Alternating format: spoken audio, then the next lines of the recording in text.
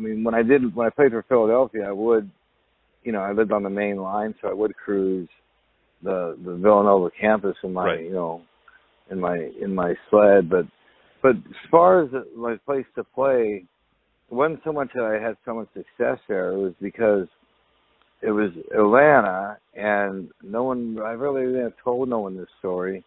But, this is when Ted Turner and Jane Fonda were together. Mm-hmm. And I, the one thing as a leadoff hitter, they couldn't start the game until I got in the box. Mm-hmm.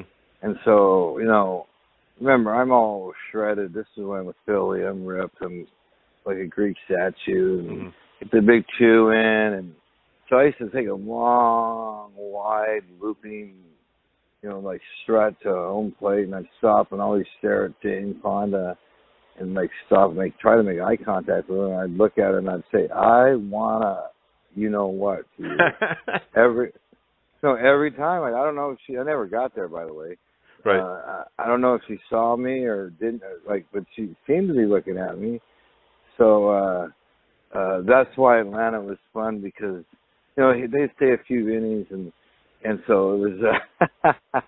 Plus, they'd always be yelling at me, get in the box, and I'd say, excuse me?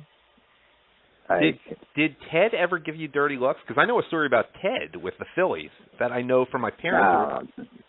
You know the story about him, right? Man. No, I don't know. I just know. Last I heard about him, he was making steaks or something. Buffalo steak. Meat. Yeah, I don't know. I know he's goofy, dude. He took the uni. Didn't he put the uni on for a while? He tried to be manager. Then the league prevented him from doing it. Bowie Kuhn stepped in. But get this.